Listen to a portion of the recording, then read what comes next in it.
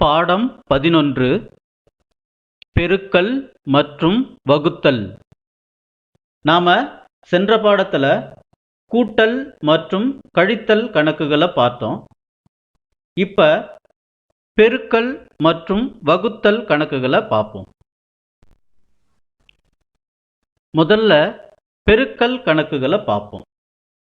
நமக்கு எப்போதுமே தெரிந்த ஒன்றிலிருந்து தெரியாத ஒன்றை கற்றுக்கொள்வது மிகவும் எளிது. அப்படிதான் நாம இப்ப பெருக்கல் கணக்கையும் கத்துக்க போறோம். நமக்கு ஏற்கனவே கூட்டல் கணக்கு செய்வது மிகவும் எளிதாக இருக்கும். அதுல நாம நிறைய பயிற்சியும் எடுத்திருக்கிறோம்.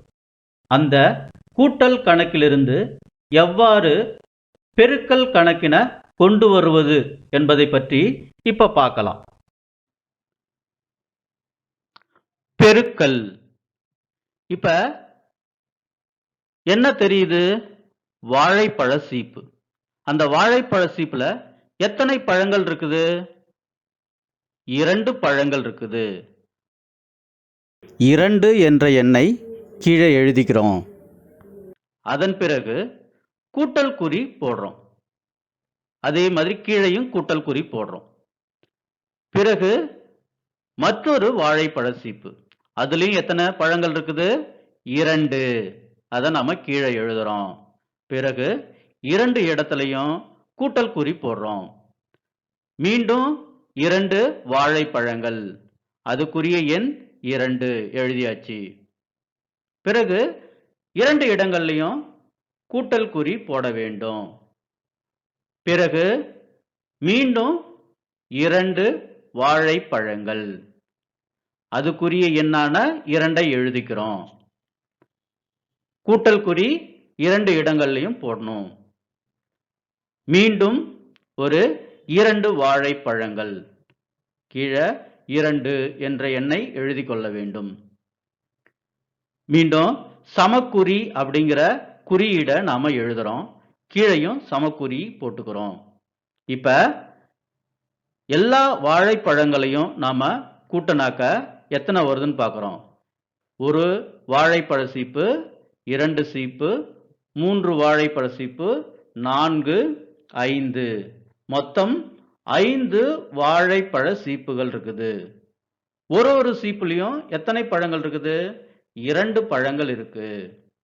அப்ப எல்லாத்தையும் நாம கூட்டினா நமக்கு கிடைக்கக்கூடிய எண் 10. 10ங்கிற எண் கிடைக்குது. எல்லா வாழைப்பழங்களையும் கூட்டினா நமக்கு 10 வாழைப்பழங்கள் கிடைக்குது. இந்த கூட்டல் கணக்க எப்படி பெருக்கல் கணக்கா மாத்துறது அப்படிங்கறத பத்தி இப்ப பார்க்கலாம். எத்தனை வாழைப்பழ சீப்புகள் இருக்கு அப்படின்றது எண்ணலாமா? 1, 2, 3, 4, 5. எத்தனை வாழைப்பழ சீப்புகள் இருக்குது? ஆமா, சரியா சொன்னீங்க. 5 வாழைப்பழ சீப்புகள். அதை தான் கீழே நாம 5 அப்படிங்கிறத எழுதியிருக்கிறோம். அதன் பிறகு என்ன பண்ணணும்? அந்த 5க்கும் பக்கத்துல ஒரு பெருக்கல் குறி போட வேண்டும். பிறகு வாழைப்பழ சீப்புல ஒவ்வொரு சீப்புலையும் எத்தனை பழங்கள் இருக்கு? ஆமா, சரியா சொல்றீங்க. நல்லா புரிஞ்சுக்கிட்டீங்கன்னு நினைக்கிறேன். 2 வாழைப்பழங்கள் இருக்கு. அந்த 2 அப்படிங்கிறத பெருக்கல் குறிக்கும் பக்கத்துல போடுறோம். அப்ப 5 பெருக்கல் 2. அடுத்தது சமக்குறி போடுறோம். 5ஐயும் 2ஐயும் பெருக்கினா நமக்கு என்ன கிடைக்கும்? 10. 5 பெருக்கல் 2 சமக்குறி 10. அப்ப 5 வாழைப்பழ சீப்புகளை 2ஆல பெருக்கினாக்க நமக்கு 10 என்ற எண் கிடைக்கிறது. இப்படிதான் நாம கூட்டல் கணக்கிலிருந்து பெருக்கல் கணக்க மாத்தி எழுத வேண்டும். என்ன, சரியா புரிஞ்சுக்கிட்டீங்க போல இருக்க? பாராட்டுக்கள். அடுத்து நம்ம பார்க்கிறது பெருக்கல் குறியீடு. இதுதான் அந்த பெருக்கல் குறியீடு. நாம ஏற்கனவே கூட்டல் மற்றும் கழித்தல் குறியீடுகளை எழுதுவது எப்படின்னு தெரிஞ்சிருப்போம். இப்ப பெருக்கல் குறி எப்படி எழுதுறது அப்படிங்கறத பத்தி பார்ப்போம். இதுல எளிமையா ஞாபகத்துல வச்சுக்கணும் அப்படின்னாக்க, நீங்க கூட்டல் குறிய எழுதி இருப்பீங்கல்ல, அத கொஞ்சம் சாய்வா வச்சா எப்படி இருக்குமோ அப்படிதான் இந்த பெருக்கல் குறி இருக்கு. அதனால 2 கோடுகளை சாய்வாக எழுதும் பொழுது நமக்கு பெருக்கல் குறி கிடைக்கிறது.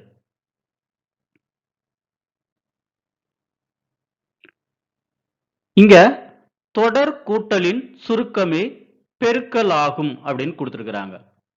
நாம ஏற்கனவே பார்த்தது தான் கூட்டல் கணக்குல இருந்து பெருக்கல் கணக்கை எழுதுறது.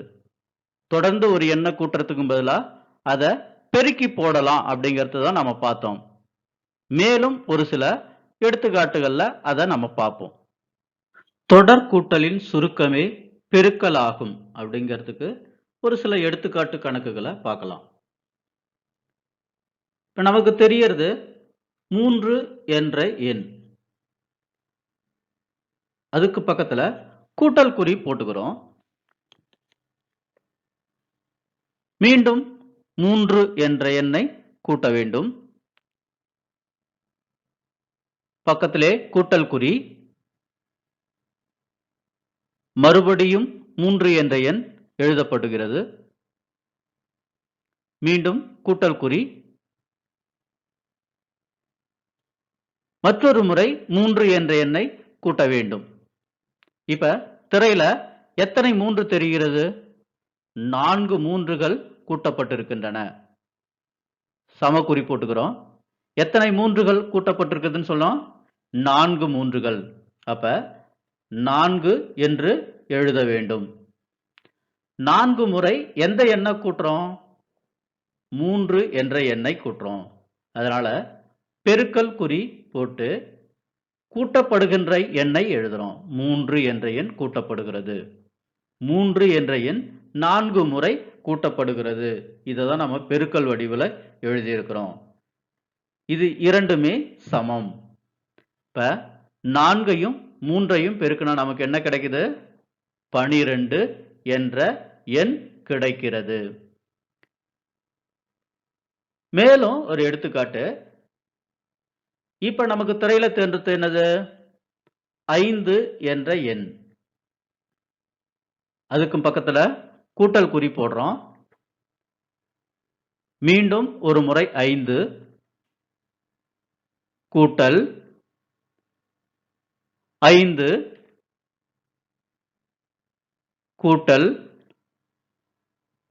5 கூட்டல் 5 கூட்டல் 5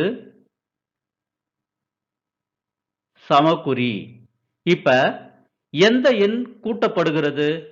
5 என்ற எண் கூட்டப்படுகிறது. எத்தனை முறை அங்க 5 என்ற எண் எழுதப்பட்டிருக்குதுன்னு பாருங்க. சரியா சொன்னீங்க. எத்தனை முறை? 6 முறை எழுதப்பட்டிருக்கிறது. அப்ப 6 முறை என்பதற்கு அந்த எண்ணாகிய 6 என்ற எண்ணை நாம் எழுதுறோம். 6 முறை எந்த எண் கூட்டப்படுகிறது? 5. அப்ப பெருக்கல் குறி போட்டு அந்த கூட்டப்படும் எண்ணை பக்கத்தில் எழுத வேண்டும். 5. அப்ப 6 பெருக்கல் 5 சமம் 6 5ஆல பெருக்குனா நமக்கு என்ன கிடைக்கும்? சரியா சொன்னீங்க. எல்லாரும் நல்லா புரிஞ்சுக்கிட்டீங்க. 30 என்ற எண் கிடைக்கிறது. அப்ப அனைவருக்குமே நன்றாக இந்த கூட்டல் கணக்கிலிருந்து எப்படி பெருக்கல் கணக்க எழுதுறது அப்படிங்கறத தெரிஞ்சுக்கிட்டீங்க. மிக்க மகிழ்ச்சி.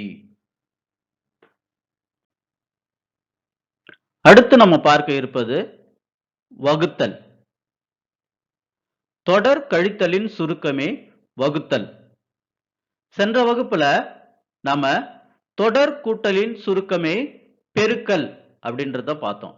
அதாவது கூட்டல் கணக்க எப்படி பெருக்கல் கணக்கா மாத்தி எழுதுறது அப்படிங்கறத நன்கு பயிற்சி எடுத்துக்கிட்டோம்.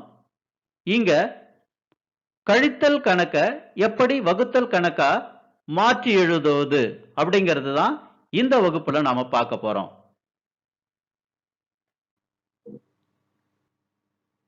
திரையில இப்ப நீங்க என்ன பாக்குறீங்க? 4 சிறுவர்கள் இருக்கிறாங்க. சரியா சொன்னீங்க. அவங்களுக்கு முன்னாடி நாம ஒரு தட்ட வைக்கிறோம். இப்ப அதுல லட்ட வைக்க போறோம்.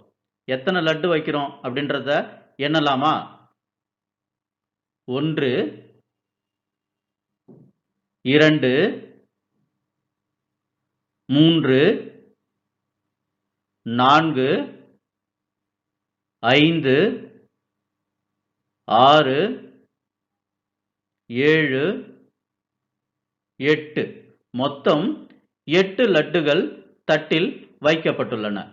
அது மொத்த லட்ட நாம 8 அப்படின்னு எழுதுறோம். பிறகு ஒவ்வொரு குழந்தைக்கும் ஒரு தட்டு வைக்க போறோம். இப்ப முதல் தட்டு 2 3 4 4 குழந்தைகளுக்கும் 4 தட்டு வச்சாச்சு. அடுத்தது நாம வைத்த தட்டை அங்க 4ன்னு எழுதிக்கிறோம். பிறகு 8க்கும் 4க்கும் நடுவுல வகுத்தல் அப்படிங்கிற ஒரு குறிய எழுதுறோம். எழுதிய பிறகு சமக்குறி போட்டுக்கிறோம். இப்ப ஒவ்வொரு குழந்தைக்கும் நாம லட்ட பிரிச்சு கொடுக்க போறோம். இப்ப பாத்தீங்கன்னா முதல் குழந்தைக்கு ஒரு லட்டு 1. அதே மாதிரி இரண்டாவது குழந்தைக்கு 1, மூன்றாவது குழந்தைக்கு 1, நான்காவது குழந்தைக்கு 1. எல்லாருக்கும் ஒரு லட்டு வைத்த பிறகு மீண்டும் முதல் குழந்தையிலிருந்து 2, இரண்டாவது குழந்தைக்கு 2, மூன்றாவது குழந்தைக்கு 2, நான்காவது குழந்தைக்கு 2. மொத்தம் இருந்த 8 லட்டையும் 4 குழந்தைகளுக்கும் ஒவ்வொரு லட்டா வச்சிட்டு வந்ததுல ஒவ்வொரு குழந்தைக்கும் எத்தனை லட்டு இருக்கு அப்படின்னு பாத்தீங்கன்னா எத்தனை இருக்கு? 2. அப்ப 8 என்ற எண்ணை 4ஆல் வகுக்கும் பொழுது எத்தனை கிடைக்குது? 2. 8 வகுத்தல் 4 சமக்குறி 2. அதாவது 8 4ஆல வகுக்கும் பொழுது நமக்கு 2 கிடைக்கிறது. இதைதான் நம்ம படத்துல பார்க்கிறோம். ஒவ்வொரு குழந்தைகளும் 2 லட்டுகளை கையில வச்சுக்கிட்டு இருக்கிறாங்க. திரையில என்ன பார்க்குறீங்க? 4 சிறுவர்கள் இருக்கிறாங்க. அவங்க முன்னாடி மீண்டும் ஒரு தட்டை வைக்கிறோம். அதுல எத்தனை லட்டை வைக்கிறோம் அப்படின்னு பார்த்தாக்க 1 2 3 4 5 6 7 8 மீண்டும் 8 லட்டை வச்சிருக்கிறோம். அந்த 8 அப்படிங்கிற மொத்தத்தை நாம 8ன்னு எழுதிக்கிறோம். பிறகு மாணவர்கள்ட்ட தட்டு வைக்கிறோம். 1 2. இப்ப 4 பேத்துக்கு நாம தட்டு வைக்கல. 2 குழந்தைகளுக்கு மட்டும்தான் தட்டு வச்சிருக்கிறோம். அந்த 2 குழந்தைகளுக்கு மட்டும் மொத்தம் இருக்கக்கூடிய 8 லட்டுகளை சமமா பிரிச்சு கொடுக்க போறோம். எத்தனை குழந்தைகள் அப்படிங்கறத 2 அப்படின்றத நாம எங்க எழுத போறோம்? 8க்கும் பக்கத்துல 2ன்னு எழுதுறோம். 8க்கும் 2க்கும் நடுவுல வகுத்தல் குறிய எழுதுறோம். பிறகு சமக்குறிய எழுதுறோம். இப்ப ஒவ்வொரு குழந்தைக்கும் லட்டுகளை சமமா பிரிச்சு கொடுப்போம். 1 1 2 2 3 3 4 4 இருந்த மொத்த லட்டையும் 2 குழந்தைகளுக்கும் சமமா பிரிச்சு கொடுத்தாக்க எத்தனை லட்டுகள் ஒவ்வொரு குழந்தைக்கு கிடைக்குது? 4 லட்டுகள். அப்ப 8 வகுத்தல் 2 சமக்குறி 4. 8 லட்டுகளை 2 குழந்தைகளுக்கு சமமா பிரிச்சு கொடுத்தாக்க நமக்கு ஒவ்வொரு குழந்தைக்கும் எத்தனை லட்டு கிடைக்கும்? 4 லட்டுகள் கிடைக்கும். சரியா புரிஞ்சுக்கிட்டீங்க.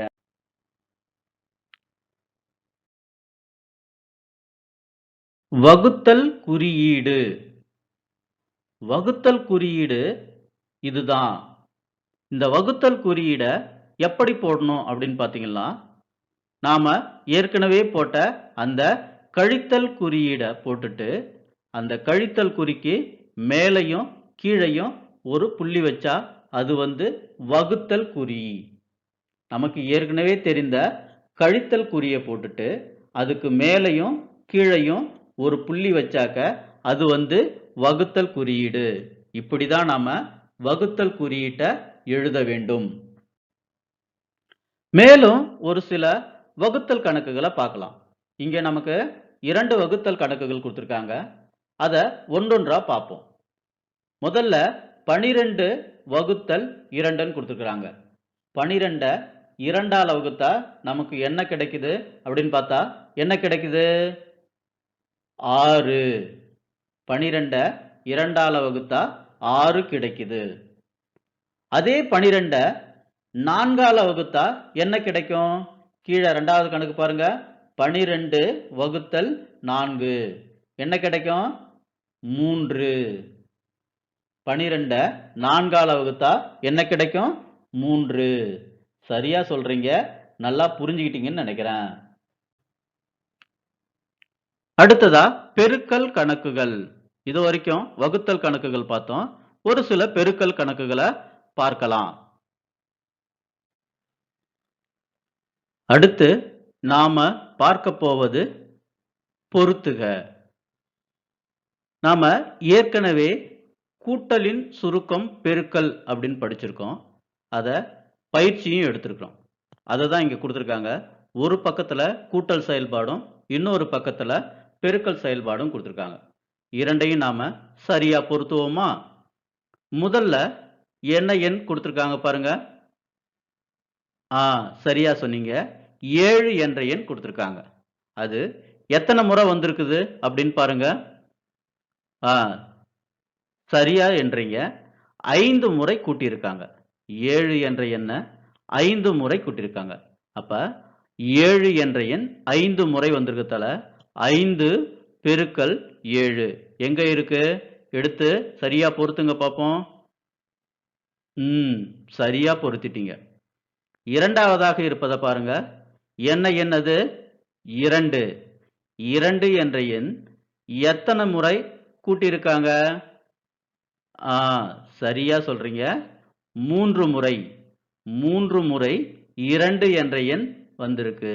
அப்ப 3 பெருக்கல் 2 எங்க இருக்கு? சரியா எடுத்து பொறுத்துறீங்க. அடுத்தது என்ன எண்? 4. எத்தனை முறை வந்திருக்கு? 5 முறை வந்திருக்கு. 4 என்ற எண் 5 முறை வந்திருக்கு. அப்ப 5 பெருக்கல் 4.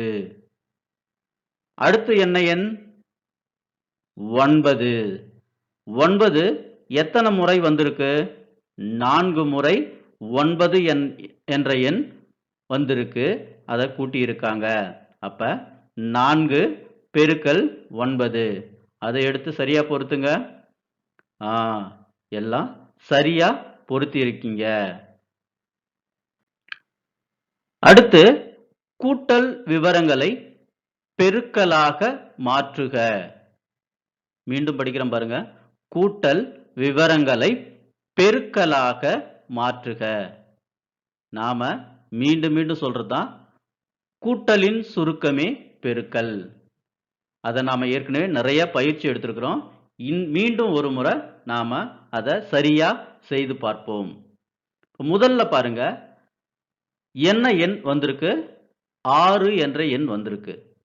எத்தனை முறை வந்திருக்குதுன்னு சரியா கூட்டி சொல்லுங்க. ஆ 5 முறை வந்திருக்கு. எத்தனை முறை வந்திருக்குது? 5 முறை வந்திருக்குது. அப்ப முதல்ல 5 பெருக்கல் எந்த எண்ணை கூட்டியிருக்காங்க 5 முறை? 6 என்ற எண்ணை கூட்டியிருக்காங்க. அப்ப 5 பெருக்கல் 6. அப்ப அத பெருக்கல் வடிவில் எழுதணும்னாக்கா 5 பெருக்கல் 6. அடுத்து பாருங்க என்ன என்னது 3. 3 என்ற எண்ணை எத்தனை முறை கூட்டியிருக்காங்க? 4 முறை. அப்ப 4 முறை 3 என்ற எண் கூட்டப்பட்டிருக்கு. அப்ப 4 பெருக்கல் 3. சரியா சொல்றீங்க. 4 பெருக்கல் 3. அடுத்த கணக்கு என்ன எண்? 1. நன்று. 1 என்ற எண் எத்தனை முறை வந்திருக்கு? 3 முறை. 3 முறை 1 என்ற எண் கூட்டப்பட்டிருக்கு. பரவாயில்லையே, சரியா சொல்றீங்களா? 3 பெருக்கல் 1.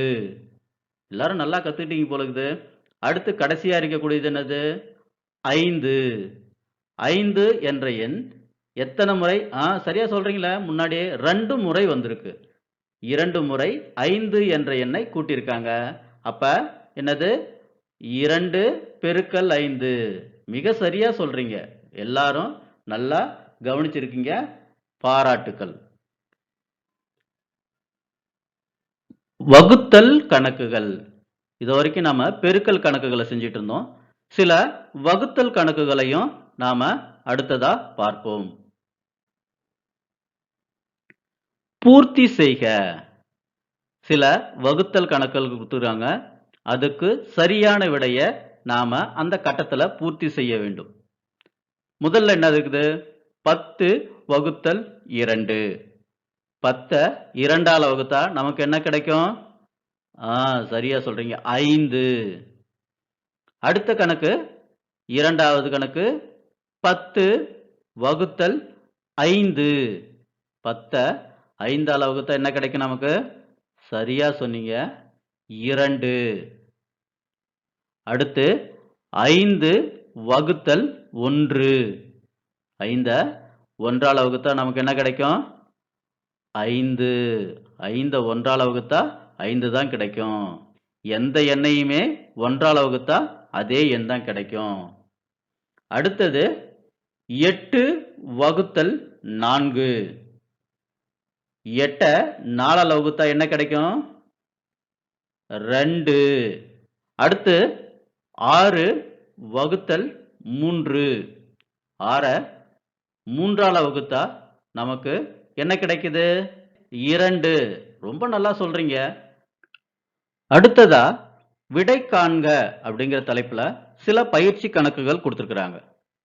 முதல் கணக்கு, மணி தன்னிடம் உள்ள 8 மிட்டாய்களை தன் நண்பர்கள் இருவருக்கு சமமாக பகிர்ந்து கொடுத்தால் ஒவ்வொரு நண்பருக்கும் எத்தனை மிட்டாய்கள் கிடைக்கும் அப்படின்னு ஒரு கணக்கு கொடுத்திருக்கிறாங்க. இதை எப்படி நாம போடுறது அப்படின்னு நாம பார்க்கலாம். திரையில பார்க்கறது ஒரு சிறுவன். அவன் பேரு மணி. மணி கிட்ட மிட்டாய்கள் இருக்குது. எத்தனை மிட்டாய்கள்? 8 மிட்டாய்கள்.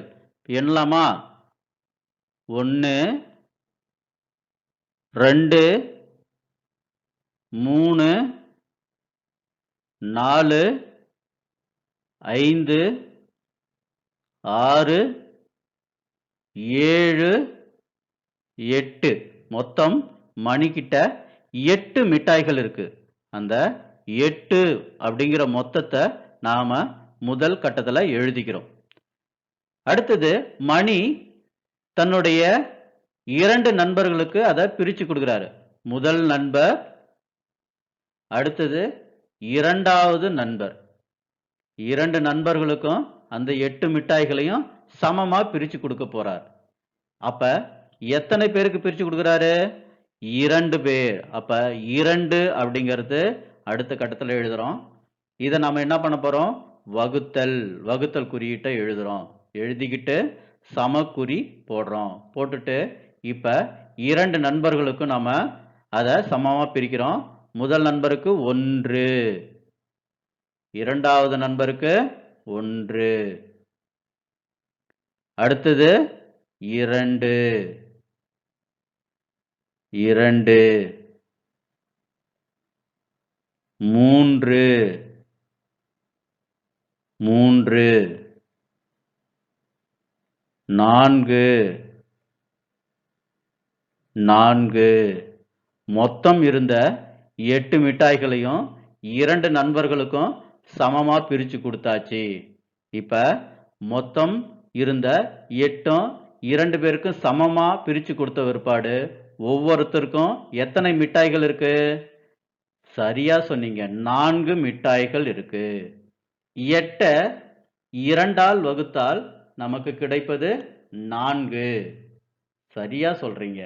8 வகுத்தல் 2 4. விடை காண்க அப்படிங்கிற தலைப்புல 2வது கணக்கு. நிர்மலா 20 மரக்கன்றுகளை ஒரு வீட்டிற்கு 2 வீதம் கொடுத்தால் எத்தனை வீடுகளுக்கு கொடுப்பாள்? வாங்க இத எப்படி கணக்கு போடுறது அப்படின்னு பார்ப்போம். மரக்கன்று வச்சிருக்கிறது யாரு? நிர்மலா. மரக்கன்று வச்சிருக்கிறது நிர்மலா. எத்தனை மரக்கன்றுகள் வச்சிருக்கிறா அப்படின்னு சொன்னாங்க? வாங்க எண்ணிக்கிட்டே போவோம். 1, 2, 3, 4, 5, 6, 7, 8, 9, 10, 11, 12, 13, 14, 15, 16, 17, 18, 19, 20. மொத்தம் நிர்மலா 20 மரக்கன்றுகளை வைத்திருக்கிறாள். அப்ப மொத்த எண் 20. அதை தான் நாம இங்க 20 அப்படின்னு எழுதுறோம். எழுதிக்கிட்டு எத்தனையா அவ அதை பிரிச்சு கொடுக்க போறா? 2. இப்ப மொத்தம் இருக்கக்கூடிய 20ல இருந்து 2 மரக்கன்றுகளா ஒவ்வொரு வீட்டுக்கும் கொடுக்கலாமா? அத வகுத்தல் அப்படின்னு போட்டுக்கிறோம். இங்க சமக்குறி.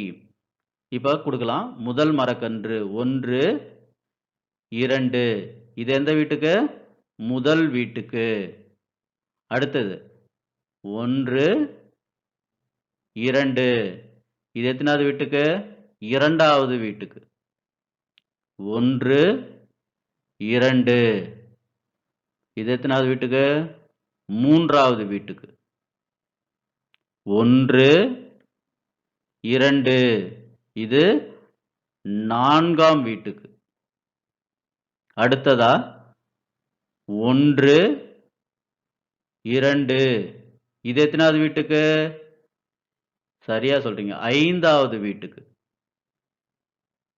1, 2. இது பரவாயில்லையே, கடகடன்னு சொல்றீங்களா? 6ஆவது வீட்டுக்கு. 1, 2. இது எத்தனாவது வீட்டுக்கு? 7ஆவது வீட்டுக்கு. அடுத்ததாக 1, 2. இது எத்தனாவது வீட்டுக்கு? சரியா சொன்னீங்க. 8ஆம் வீட்டுக்கு. அடுத்தது 1, 2. இது 9ஆவது வீட்டுக்கு. அடுத்ததா இருக்கக்கூடிய மரக்கன்றுகள் 1, 2. இது எத்தனாவது வீட்டுக்கு? 10ஆவது வீட்டுக்கு. மொத்தம் தாங்கிட்ட இருந்த 20 மரக்கன்றுகளை வீட்டிற்கு 2 வீதம் அவள் கொடுத்த பிற்பாடு மொத்தம் எத்தனை வீட்டுக்கு கொடுத்திருக்கிறா? கடைசியா இருக்கிறது எத்தனாவது வீடு? 10ஆவது வீடு. அப்ப எத்தனை வீடுகள்? 10 வீடுகள். 20 மரக்கன்றுகளை 2 2ஆ கொடுத்தா 10 வீட்டுக்கு கொடுக்கலாம். இதை தான் நாம இங்க எழுதியிருக்கோம். 20 வகுத்தல் 2 10. நாம இந்த பாடத்துல பெருக்கல் மற்றும் வகுத்தல் கணக்குகளை கற்றுக்கொண்டோம். நல்லா ஞாபகத்துல வச்சுக்கங்க. தொடர் கூட்டலின் சுருக்கமே பெருக்கல். அதே மாதிரி தொடர் கழித்தலின் சுருக்கமே வகுத்தல். இதை நல்லா ஞாபகத்துல வச்சுக்கிட்டீங்கன்னா உங்களுக்கு பெருக்கல் மற்றும் வகுத்தல் மிகவும் எளிமையா இருக்கும். மீண்டும் வேற ஒரு பாடத்துல சந்திக்கலாம். நன்றி.